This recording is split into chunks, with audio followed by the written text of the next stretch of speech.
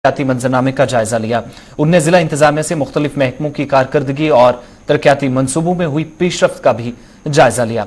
Lockdown में नरमी बरतने और शुमाली जिले में बढ़ते कोरोना के केसेस पर भी उन्होंने तशवीश का इजहार किया और ये भी कहा कि सूबाई इंतजामिया इन हालात से निपटने के लिए पहले की तरह आज भी मुतहर्रिक है।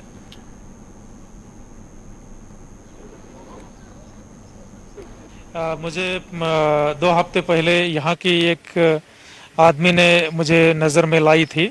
उसी समय मैंने कंसर्न जो एमडी है हाउसिंग बोर्ड के, क्योंकि हाउसिंग बोर्ड का इशू आता है, उनसे बात की थी। उसमें जो डिफ़िकल्टी है, जो ऑनलाइन रिलेटेड कुछ डिफ़िकल्टीज आ रही थी उनको, ऑनलाइन फ़ोटो अपलोडिंग या आधार सीडिंग या समथिंग रिलेटेड, लेकिन उन्होंने कहा था कि वो जल्दी उसमें रिजॉल्व करेंगे और उसको आगे चलाएंगे। मैं फिर से चेक करूंगा कि जिन लोगों को पहले एक ये मिली है उनको दूसरी भी मिले। जो गाइडलाइंस की शर्त है उसके साथ अगर उन्होंने कंप्लीट कर दी है बिल्डिंग तो उनको मिलनी चाहिए। यहाँ जो है पहले नेट सर्विसेज रिस्टोर नहीं थी, विंटर के इश्यूज थे, फिर कोरोना आ गया है। अभी सभी साइट्स का टेंडरिंग हो चुका है, वर्क ऑर्डर भी इशू हो गए हैं, लोकेशंस आइडेंटिफाइड है। इधर जिला डोडा में आज उस वक्त सफ़े मातम बिछ गई जब नीरू नाले में नहाने के लिए एक नौजवान गर्क-ए-आब हो गया, जो कि यहां नहाने के लिए गया था और आखिरी इतलात मिलने तक कि नौजवान लापता था, जिसकी शनाख्त 22 वर्ष के वारिस आलम के बतौर हुई है, जो बंड डोडा का रहने वाला था। और नौजवान के लापता होने के बाद मकामी रजाकारों और पुलिस ने ऑपरेशन भी चलाया, ताहम आखिरी इतलात मिलने तक नौजवान का कोई पता नहीं चल सका।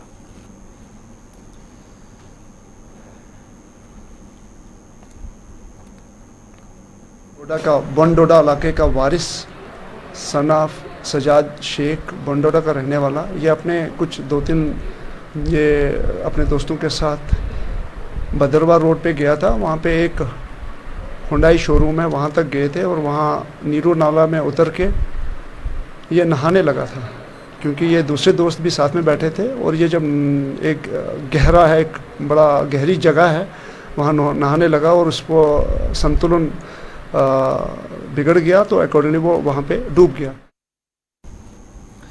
इधर श्रीनगर में आज पेरेंट्स एसोसिएशन की जानिब से एहतजाज किया गया। एहतजाजी वालिदैन प्राइवेट स्कूल एसोसिएशन से लॉकडाउन के दौरान उन्हें रियायत देने का मुतालबा कर रहे थे। एहतजाजी वालिदैन के मुताबिक जहां मौजूदा सूरत हाल में तालीमी निज़ाम बुरी तरह मुतासिर हुआ, वहीं प्राइवेट स्कूलों की जानिब से फीस में बेतहाशा इजाफा करने के बाद वालिदैन से फीस वसूली जा रही है, जो इस वक्त सही नहीं है। वालिदैन की जानिब से मुतालबा किया गया कि मामले में अब इंतजामिया भी कम से कम मुदाखलत करे ताकि लॉकडाउन के दौरान मुतासर अफराद को राहत मिले।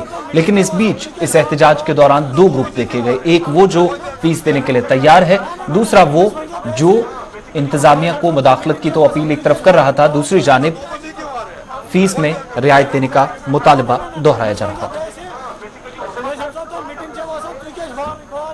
कि वो कोई भी आदमी, चाहे वो उसके पास अरबों की प्रॉपर्टी है, जिसने अगस्त 2019 से अभी तक कुछ नहीं कमाया, वो इफेक्टेड है, उसको कंसेशन मिलेगी इंशाल्लाह। ये हमारी पेरेंट एसोसिएशन जो है, इसके लिए इंशाल्लाह हम लड़ने के लिए भी तैयार हैं। जहां पे एफएफसी की क्लियर डायरेक्शन थी कि एडमिशन फी नहीं लिया जाए, इन्होंने लिया। जब आर्टिकल 370 का ये अरेस्ट हुआ था तो उसमें इन्होंने लिया, इन्होंने एनुअल चार्ज लिए। Till March 2020 every parent have paid there fees. इसी दौरान श्रीनगर में आज 2 ग्रुपों के दरमियान खूब सियासत भी देखने को मिली। जब एक ग्रुप ये कह रहा था कि वो फीस देने के लिए तैयार है, तो दूसरा ग्रुप पूरी तरीके से मना कर रहा था। सीनियर न्यूज एडिटर सनम एजाज इसी पर रिपोर्ट पेश कर रहे हैं। देखिए, कश्मीर के हालात में अगर बात करें तो मिलिटेंसी भी है, मिलिटेंसी के साथ साथ करगिल भी बहस हो रहा है, और करगिल के साथ साथ साउथ कश्मीर के हवाले से जो खबर आ रही है, आईजी कश्मीर का जो बयान आ रहा है कि हिजबुल मुजाहिदीन लगभग पुत्राल के इलाके से खत्म हो चुकी है, उसके साथ साथ खबरें ये भी निकल के आ रही है कि 20 फॉरेन मिलिटेंट्स भी साउथ कश्मीर में एक्टिव हैं। लेकिन इस सारे के बीच में अवाम के कई और मुद्दे भी हैं। कश्मीर में बार बार मिलिटेंसी डिस्कस की जाती है, लेकिन कई और मुद्दे हैं। डेवलपमेंट के मुद्दे पर भी कश्मीर में बात जरूर करनी है, और इसी मुद्दे में अगर देखा जाए तो जहाँ डेवलपमेंट के नाम पे, विकास के नाम पे कश्मीर में 5 अगस्त को तारीख भी बदली गई थी। वहीं विकास का दूर दूर तक नाम नहीं था। पहले 5 अगस्त का मामला, उसके बाद कोविड और उस सारे के बीच में सारा सिस्टम जो है वो डिफंग होकर रह गया था। लेकिन अब कहीं कहीं कुछ एक्टिविटीज दिखानी शुरू हो चुकी हैं। लॉकडाउन भी किसी हद तक खत्म हो चुका है, लेकिन उसी लॉकडाउन के बीच में कुछ एक्टिविटीज है। लेकिन सबसे बड़ा मुद्दा एजुकेशन का मुद्दा है। कश्मीर में एजुकेशन के मुद्दे पर डे फर्स्ट से जो कभी सियासत की गई और कभी हालात की मार इस पे चलाई गई, और हालात की मार ये भी हुई कि इन हालात में जब कश्मीर में बच्चों को ऑनलाइन एजुकेशन देनी थी, वहीं 4G और 2G के बीच में कश्मीर का बच्चा न तालीम पढ़ सका, न इंटरनेट से कुछ हासिल कर सका, और न ही वो अपने वक्त का सही इस्तेमाल कर सका। और यूं 4G और 2G के बीच में बच्चा जी ही करता रहा, कुछ कर नहीं सका। लेकिन अब बड़ा मुद्दा दूसरा भी है, स्कूल फीस का। ऑनरेबल हाई सरकार ने कोई मदद नहीं की पेरेंट्स को, क्योंकि कश्मीर में 5 अगस्त के बाद किसी का काम नहीं चल सका। तो अक्सर लोगों की ये शिकायत थी या ये भी कहना था कि काम नहीं हुआ है, फीस भरने की उनकी क्षमता नहीं है, ताकत नहीं है। लेकिन इस सारे के बीच में मामला ऑनरेबल हाई कोर्ट तक पहुंचा और ऑनरेबल हाई कोर्ट ने कहा कि नहीं, फीस देनी है। और उस सारे के बीच में कश्मीर में ये भी मुद्दा आया, कुछ NGO सामने आए, कुछ पेरेंट्स एसोसिएशन सामने आई कि ठीक है ऑनरेबल कोर्ट का फैसला है, लेकिन स्कूलों को कुछ मामला देखना चाहिए। और जो दे सकता है, खासतौर पर सवाल यहाँ उठ रहा था कि जो सरकारी कर्मचारी हैं, जो मुलाजिम हैं, जिन्हें तनख्वाह ली है, वो फीस क्यों नहीं देंगे। और पेरेंट्स भी यही लेके आए, एसोसिएशन भी यही लेके आई कि पेरेंट्स जो दे सकता है वो दे दे, जो इस वक्त सिचुएशन में नहीं है उसको माफ किया जाए। ये अभी बात हो ही रही थी कि यहाँ कुछ और लोग भी आ गए और इस सारे मामले में कहीं न कहीं अपनी सियासत करने लगे। और ये सियासत आज हमने श्रीनगर के प्रेस क्लब में देखी, और प्रेस क्लब में 2 ग्रुपों के दरमियान बात हाथापाई तक भी पहुंची। एक ग्रुप ये कहता था कि फीस देनी है, ऑनरेबल हाई कोर्ट का ऑर्डर है, लेकिन उसमें कहीं न कहीं रिलैक्सेशन मिलनी चाहिए उन लोगों को जो दे नहीं सकते। लेकिन दूसरा ग्रुप आके नारेबाजी करते हुए ये भी बता रहा था कि फीस नहीं देनी है, बिल्कुल नहीं देनी है, किसी को नहीं देनी है। ये सारा वो मामला है जिसमें कहीं न कहीं एजुकेशन पर सियासत करने की कोशिश की जा रही थी, और एजुकेशन में सियासत ना हो तो बहुत अच्छा है। और ये सभी पेरेंट्स के लिए भी जरूरी है कि वो एजुकेशन को सियासत से दूर रखे। माना कुछ लोगों को अपनी सियासत चमकानी, अपनी सियासत की दुकान, लेकिन बच्चों के भविष्य से सियासत ना की जाए तो अच्छी है। और फिलहाल श्रीनगर से बस इतना ही कह सकते हैं कि एजुकेशन के साथ साथ यहाँ जिस मामले पे जब भी सियासत हुई है, वो सब मामला या वो डिपार्टमेंट, वो विभाग पीछे रहा है, उसका कोई फायदा या उसका कोई प्रोडक्ट नहीं आया है। फिरदौस अहमद के साथ सनम एजाज, श्रीनगर, कश्मीर। अब बात जम्मू शहर की, जहां पर ट्रैफिक हुकाम की जानिब से ट्रैफिक कवानीन की धज्जियां उड़ाने वाले लोगों के खिलाफ कार्रवाई की यकीन दहानी कराई जाती है। हर बार कार्रवाई भी होती है, ताहम मुतलका हुकाम की खुद लापरवाही उस वक्त सामने आ रही है जब जम्मू शहर में ही ट्रैफिक के अबतर निजाम को लेकर सवाल उठ रहे हैं। कवानीन की खिलाफ वर्जी करने वालों के खिलाफ एक तरफ कानूनी चाराजोई की जाती है, ताहम मुख्तलिफ मकामात पर लगी रेड लाइटों की हालत पर भी हुकाम से सवाल पूछे जा रहे हैं। इस पर हमारे नुमाइंदे सौरभ चौधरी ने आज उन इलाकों का दौरा किया जहां इंतजामिया की नाकामी सामने आ रही है। उन लोगों से जुर्माना तो वसूल किया जाता है जो कवानीन की धज्जियां उड़ाते हैं, जो कवानीन को बालाए ताक रखकर गाड़ी चलाते हैं, लेकिन खुद हुकाम पर जब सवाल उठे तो जवाबदेही कौन? कोरोना वायरस का असर अब जम्मू की ट्रैफिक लाइट्स पर भी देखने को मिल रहा है। जम्मू की अधिकतर लाइट्स जम्मू शहर की किसी गंभीर बीमारी से ग्रस्त है।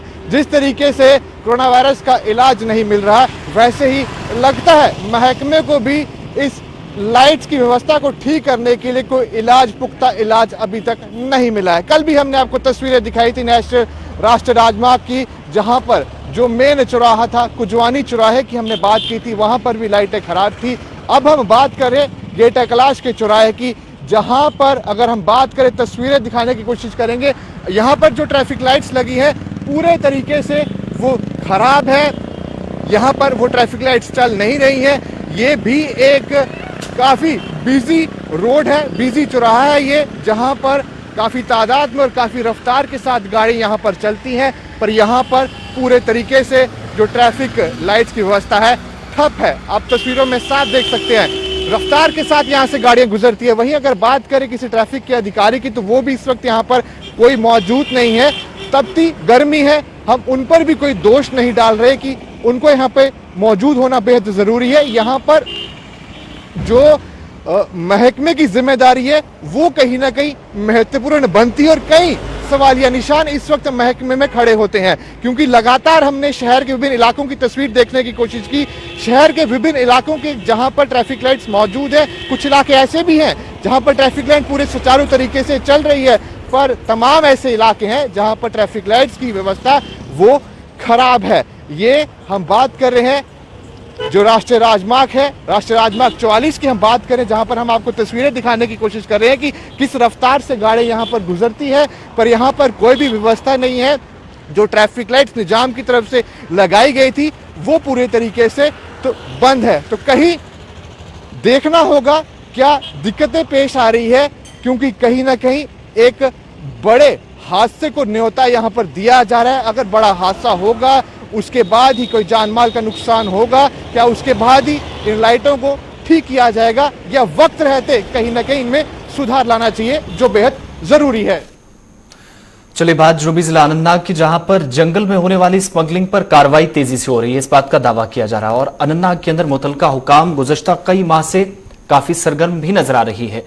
डिविजनल ऑफिसर अनंतनाग ने इसी हवाले से आज बात की हमारे नुमाइंदे पीर मुजफ्फर से, क्या कुछ कहा इस बातचीत में देखिए। नाज़रीन, गुलिस्तान न्यूज में आपका खैर मकदम, आपका मेजबान पीर मुजफ्फर। आज हमारे प्रोग्राम के मेहमान है डिविजनल ऑफिसर जिला अनंतनाग मोहतरम फिरोज अहमद चैकट साहब, जिनसे हम जानना चाहेंगे कि इन्होंने कुछ दिनों से ऐसी कार्रवाई की है, खासकर स्मगलिंग के हवाले से, या अगर हम बैंडसा मिल्स को सरबमोहर करने के हवाले से, इनसे आज जानने की कोशिश करेंगे। देखिए, जहाँ तक अनंतनाग फॉरेस्ट डिवीजन का सवाल है, ये हमारा 6 रेंज पे मुश्तमिल फॉरेस्ट डिवीजन है और काफ़ी बड़ा एरिया इसका है, लगभग 700 स्क्वायर किलोमीटर के करीब इसका जो रुकबा है वो इसमें ये अनंतनाग फॉरेस्ट डिवीजन जो है फैला हुआ है जी। जहाँ तक आपने स्मगलिंग या बाकी एक्टिविटीज़ की रिलेटेड जो बात की है, मैं आपको एक बात साफ वाज़ेह कर दूं कि जो पहले आज से कुछ 10 साल पहले जो वाक़ात हो रहे थे स्मगलिंग को लेकर, एक ऑर्गेनाइज्ड स्मगलिंग हो रही थी, चाहे वो टिम्बर की हो या किसी और जो माइनर फॉरेस्ट प्रोड्यूस हो उसके रिलेटेड जो एक्टिविटीज़ होती थी। लेकिन 10 साल हो गए तो थोड़ा सा हमने इसमें अब गिरावट देखी। अब जब भी कहीं पे कोई लॉ एंड ऑर्डर जैसी सिचुएशन आ जाती है, अगस्त 2019 के बाद आपने देखा पूरा माहौल चेंज हो गया, उसके बाद हमारा कोविड-19 मार्च से शुरू हो गया, तो अक्सर लोग जो हैं इस चीज़ का फ़ायदा उठाते हैं। जो भी मतलब क्रिमिनल जो जिनका माइंडसेट जो है वो हमेशा डिस्ट्रक्शन की तरफ होता है, तो हमेशा इस मौके का फ़ायदे इस फिराक में रहते हैं कि कब उनको कोई मौका मिले और वो जंगल जो है उसका नुकसान पहुँचा दें। जी जी। तो जहाँ तक टिम्बर स्मगलिंग का सवाल है, हमने मार्च से लेके अभी तक का आपको अगर मैं डाटा बता दूं, तकरीबन हमने 800 स्क्वायर फीट के करीब जो लकड़ी है डिफरेंट रेंज में से हमने सीज किया, और उसमें तकरीबन हमने कुछ 10 FIRs लॉन्च की हैं, जिसमें 37 जो कल्प्रिट्स हैं वो उसमें इन्वॉल्व पाए गए। और दूसरा पहलू हमारा उसके बाद रहता है जो एनक्रोचमेंट का मामला है। एनक्रोचमेंट का मोस्ट प्रोबेबली हमारे पास ये है कि एनक्रोचमेंट तब ज़्यादा हमें देखने को मिलती है जब मार्च अप्रैल का महीना हो, क्योंकि लोग जो हैं वो काश्तकारी में लग जाते हैं और अक्सर उनकी यही लालच रहती है कि कहीं से उनका कुछ 1-2 कनाल जो है वो अपनी ज़मीन के साथ जंगलात की ज़मीन को जोड़ के उसकी काश्तकारी जो है अमल में लाए। लेकिन हमारा पहले से एक प्लान बना होता है कि हमें कब स्ट्राइक करना है, किस टाइम हमें इस चीज़ को रोकना है। तो एनक्रोचमेंट के रिलेटेड हमने मार्च अप्रैल में जितनी भी ड्राइव्स लेनी थी हमने वो शुरू कर दी, और हम इंशाल्लाह इस जो साल की मैं 2020 की आपको अगर डाटा अपना बता दूं तो हमने तकरीबन लगभग 180 कनाल जमीन जो है अराजी जो है जंगलात की अराजी जो है उसको खाली करा। अपना कीमती वक्त दिया हमारे साथ बात किया, आपको बहुत बहुत शुक्रिया। खुदा हाफिज। तो नाज़रीन, ये थे हमारे प्रोग्राम के आज के मेहमान डिविजनल फॉरेस्ट ऑफिसर जिला अनंतनाग फिरोज अहमद चैकर, जिन्होंने आखिर पर यही कहा कि हमारा मोटो है, हमारा मकसद है कि जिला अनंतनाग को हम बिल्कुल क्राइम फ्री कराना चाहते हैं। जिसके साथ अपने मेजबान पीर मुजफ्फर, मेरे कैमरा पर्सन तारिक मेरे को इजाजत। खुदा हाफिज। इधर अनंतनाग जिले में ही आज महकमा सोशल वेलफेयर की जानिब से मटन इलाके के अंदर माजूर अफराद में स्कूटीज तकसीम की गई। जिस्मानी तौर माजूर अफराद जिला तरक्याती कमिश्नर अनंतनाग के सिद्धा ने इन सभी लोगों को ट्राईसाइकिल्स तकसीम की। इस मौके पर district social welfare officer Anantnag doctor Farhat और दीगर मुतल्लिका अफसरान भी मौजूद थे। वहीं जिला इंतजामिया ने माजूर तलबा को तालीम हासिल करने के लिए भी मदद का यकीन दिलाया।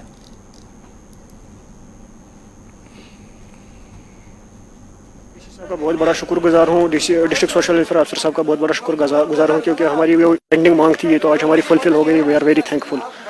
तो ये सब कुछ नहीं है। सिक्योरिटी इसके बगैर भी रोज़गार का मसला है। रोज़गार में भी हमें बहुत सारी रिलैक्सेशन मिलनी चाहिए, क्योंकि हम तो हैंडीकैप्ड है हमारा, तो इनको सोचना ही है। तो रोज़गार के बारे में बहुत बड़ा मसला है हमारा। तो इसमें बड़ा अच्छा लगा कि जो बच्चे हमारे और कई स्टूडेंट्स हैं, एक बच्चा तो PhD परस्यू कर रहा है, 2 बच्चे अभी स्कूल में जा रही हैं। तो उन्होंने ये कहा था कि ऑनलाइन क्लासेस के लिए they don't have laptops also, तो वो 3 लैपटॉप हमने बोल दिया कि मंडे को इनको हम पहुंचा देंगे, 3 लैपटॉप भी दे देंगे।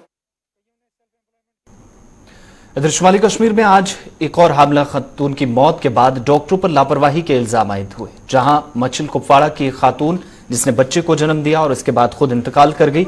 खातून के रिश्तेदारों के मुताबिक अगरचे वो मछल से कुपवाड़ा अस्पताल पहुंचे, ताहम उसे वक्त पर इलाज न मिलने से उसकी मौत वाक़ हुई। वहीं हामला खातून के साथ तीमारदारों ने भी इल्जाम आयद किया कि अस्पताल में कोई डॉक्टर मौजूद नहीं था जब वो यहां पहुंचे, जिसकी वजह से बर वक्त खातून का इलाज नहीं हो पाया। इधर अस्पताल इंतजामिया के साथ साथ चीफ मेडिकल ऑफिसर की जानिब से भी आज जो सवालात उठाए गए थे, जो इल्जामात आयद किए गए थे तीमारदारों की तरफ से, उन्हें सिरे से नकारते हुए कहा कि डॉक्टरों ने खातून का वक्त पर तिब्बी मुआयना भी किया, ताहम उसे मुर्दा हालत में ही अस्पताल पहुंचाया गया था। ये मेरी कॉफी है, हम मछली सेक्टर से आए। एवं कि जब वहाँ पर इसकी कल डिलीवरी का टाइम था, इसकी नॉर्मल डिलीवरी हुई कहाँ, मच्छर हॉस्पिटल में। तो उसके बावजूद जब उसकी ब्लीडिंग ज्यादा हुई तो डॉक्टर ने सुबह इसको रेफर किया कहाँ, कुपवाड़ा डिस्ट्रिक्ट हॉस्पिटल कुपवाड़ा। हमें अब तक यहाँ पे 2 घंटे हुए, बड़ी शर्म से कहना पड़ता है। 2 घंटे में हमें क्या डॉक्टर को छोड़ो, एक स्लीपर भी हमने यहाँ पे नहीं देखा। ये बड़ी शेम की बात है। इसका चौथा बच्चा था, इसकी सुबह 7:30 बजे मच्छल में डिलीवरी हुई है। फिर उसके थोड़ी देर के बाद इसको कॉम्प्लिकेशंस हुई है, इसको PPH हो गया है। उन्होंने इसको वहाँ फर्स्ट एड दिया, लाइन लगाए और जो ड्रग्स देने थे वो एडमिनिस्टर किए और हायर सेंटर ऑब्वियसली रेफर किया।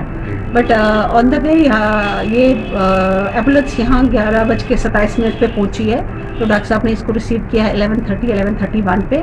डॉक्टर ऑन रिसीविंग इसका ना पल्स था ना BP था, ECG किया, वो फ्लैट था, she was brought dead. Bandipora Sumbal में महकमा R&B के एग्जीक्यूटिव इंजीनियर न होने से आवाम को मुश्किलात पेश आ रही। मकामी लोगों ने आज शिकायत करते हुए कहा कि सुंबल में मुतलका अफसर न होने से उन्हें बांडीपुरा का रुख करना पड़ रहा है, जहां अफसरान तक लॉकडाउन के दौरान रसाई नामुमकिन है। अब दोबारा जिला इंतजामिया से मुतालबा किया गया कि सुंबल में महकमा R&B के एग्जीक्यूटिव इंजीनियर की तैनाती को यकीनी बनाया जाए, ताकि अवाम की दफातर तक रसाई मुमकिन हो और उनका कामकाज सुंबल के अंदर ही हो पाए। यहाँ पे जो division Sumbal division R&B division है, यहाँ भी एक्जन साहब की कमी है। पिछले 4 माह से यहाँ पे एग्जीक्यूटिव इंजीनियर नहीं है। हमारे यहाँ हामिद साहब है बांडीपुरा में जो अभी तैनात है एग्जीक्यूटिव इंजीनियर, उनको एडिशनल चार्ज दिया गया था सुंबल। अब हमारी ये मोदबाना अपील है गवर्नमेंट से कि यहाँ पे परमानेंट हामिद साहब ही को रखे। वस्ती जिला गांधरबल में अवाम ने इंतजामिया के उस फैसले पर एतराज किया जिसके तहत जिले में जम्मू कश्मीर बैंक के क्लस्टर हेड को श्रीनगर मुंतकिल करने का फैसला लिया गया है। मकामी लोगों बिलखुसूस सिविल सोसाइटी ने इंतजामिया से मुतालबा किया कि जम्मू कश्मीर बैंक के क्लस्टर यूनिट को श्रीनगर मुंतकिल करने से अवाम को बैंक की खिदमात से वो महरूम हो जाएंगे, लिहाजा निज़ाम को इस वक्त फाल बनाने की जरूरत है और क्लस्टर यूनिट को गांधरबल से जिला श्रीनगर मुंतकिल न किया जाए। जेके बैंक क्लस्टर यूनिट का मामला है। जेके बैंक क्लस्टर यूनिट हमारा जो यहाँ पे एक यूनिट है, जेके बैंक ने हमें खोला था क्लस्टर यूनिट गांधरबल में, उसको मुंतकिल करने का मामला है। एक आम फर्द होने के, एक आम मेंबर होने के बहसियत मैं यहाँ की एडमिनिस्ट्रेशन से मुद्दबाना अपील करता हूँ और खासतौर पर जो कॉम्पिटेंट अथॉरिटी J&K बैंक की है उनसे भी मेरी यही अपील है कि हमारा जो क्लस्टर यूनिट है गांधरबल में उसको यहाँ पे ये रखा जाए, बल्कि यहाँ से मुंतकिल न किया जाए। जम्मू कश्मीर के गुंडीपुरा पुलवामा के लोगों ने आज एहतजाज किया, जो मौजूदा सरकार और जिला इंतजामिया पुलवामा से मुतालबा कर रहे थे कि पिंगलट पुलवामा से गुंडीपुरा तक जाने वाली राब्ता सड़क की मुरम्मत की जाए ताकि अवाम को राहत मिले। मकामी लोगों के बकौल इस सड़क को कुशादा करने की जरूरत है, ताहम इंतजामिया ने ताहाल कोई कदम नहीं उठाया और लोगों के मुताबिक सड़क कुशादा न होने से अवाम हर गुजरते दिन के साथ मुश्किलात से दो चार है। वहीं दूसरी जानिब मकामी लोगों के साथ साथ ट्रांसपोर्टर्स भी नुकसान उठा रहे हैं। रोजान पिंगनस नजदीक यह सोन गांव 1 किलोमीटर दूर पिंगन पे गुंडीपोरा। यह सड़क बन 1972 मज तम दो सलावला डार MLA तथ दौरस मन सड़क तन पे आव नत पृन कहें। गोंडीपोरा गांव में ये रास्ता जो है ये बिल्कुल ख़त्म है। पिछले 60 सालों से इसकी कोई मरम्मत नहीं हुई, बिल्कुल ख़त्म है ये रोड। हमने गवर्नमेंट से गुजारिश की, बार बार हम गए गवर्नमेंट के पास, हमने गवर्नमेंट से यही कहा कि इसकी साइड वाल लगाओ, इसकी वाइडिंग करो थोड़ा, करीब करीब ये 20-25 फुट तक अगर ये बढ़ जाएगी। सरहद जिला पुंछ के मुतअद्दिद इलाके जो खूबसूरती में बेमिसाल हैं, जिनमें तहसील मंडी के मुतअद्दिद इलाकों के साथ साथ सावजियां का इलाका भी है जो मशहूर सयाहती मकाम है, जो इन दिनों खासकर लॉकडाउन के दौरान सयाहों की तवज्जो का मरकज बना है। बुलंदोबाला पहाड़ों के दामन में वाक़ा सावजियां जो लाइन ऑफ कंट्रोल से चंद ही किलोमीटर की दूरी पर वाक़ा है, ताहम इलाका इंतजामिया की नजरों से इस वक्त ओझल है। मकामी लोगों ने इंतजामिया से आज अपील की कि वो इस इलाके की जानिब तवज्जो मरकूज करें ताकि सावजियां और इसके मुल्हका इलाकों को सयाहत के नक्शे पर लाया जाए, जहां इलाके में बुनियादी सहूलियात को यकीनी बनाने की भी जरूरत है। लोगों के मुताबिक इलाके को सयाहत के नक्शे पर अगर लाया जाए तो आला तालीम याफ्ता नौजवानों की एक बड़ी तादाद को भी रोजगार का मौका इस इलाके के अंदर मिल सकता है।